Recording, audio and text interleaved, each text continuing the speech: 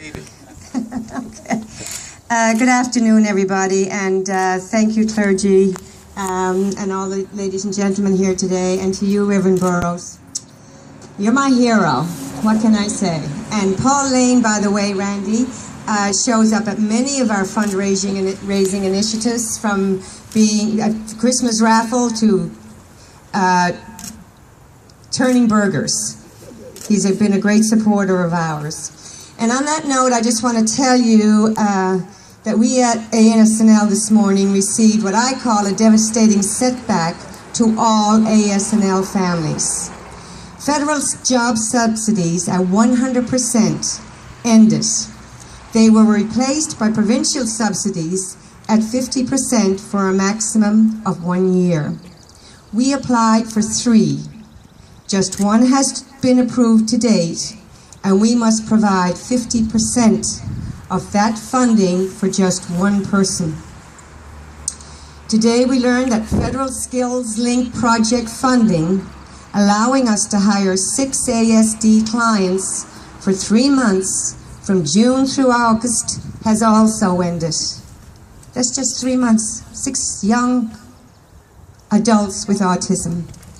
These 2 developments, coupled with a core funding reduction of nearly $75,000 annually from provincial health and community services, no warehouse contracts from the Department of Education this winter or spring. We had our members, our young adults, who are being paid to go and stuff envelopes and fold letterheads and pack boxes for the Department of Education. And no basic increase in annual core funding to cover increased basic operational costs at our growing membership have added even more financial strain on the Autism Society.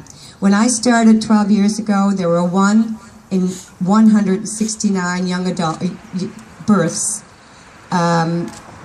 Everyone had autism. 70% of those were boys. Today, that has increased drastically. It's 1 in 68 births has autism. We are growing in leaps and bounds, and it's a sad situation we find ourselves in. We have a wonderful volunteer raising team that works very hard to raise our much needed funds. We cannot possibly do more fundraising to maintain these critical, supported employment projects. Just 3 years ago, we were given $80,000 in annual funding to establish a regional office in Corner Brook and provide a staffed service. Then it was cut just 2 years later when the government made a 12% cut in the amount of $72,500. We requested an additional $50,000 this year to provide a staffed office and services in Labrador. It too was denied. So the supported employment projects end due to elimination of funding support. And even more young adults go home, stay at home, doing absolutely nothing because they have IQ scores of 70 or more and qualify for no more services or supports at all from the province. But they still cannot look after themselves because they lack basic adaptive functioning skills. We really have not come such a long way in this province in recent years when it comes to helping support those with ASD. We provide services and supports that government should be providing. We are training young adults for employment, and now we are expected to cover the increasing costs too. In a word, to our government, to our politicians, I say shameful.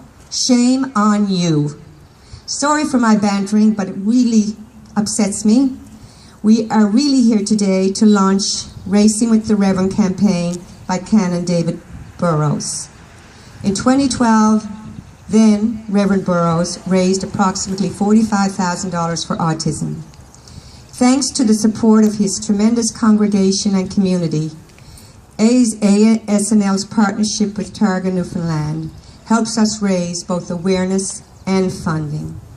This campaign will raise much needed funding and awareness in the community. Become involved. Give your full support to this campaign. ASNL is very important in the lives of several thousand families that have persons with autism in their homes. I say thank you to all. Please help the Reverend. I know you are helping him, and to Targa Newfoundland for supporting the venture as well. Our partners for, I guess, our 5th year now, Robert? And it's been a very worthwhile cause for Autism Society of Newfoundland and Labrador, not just in St. John's, but right across the province, Newfoundland and Labrador. And to you, Reverend, I love you.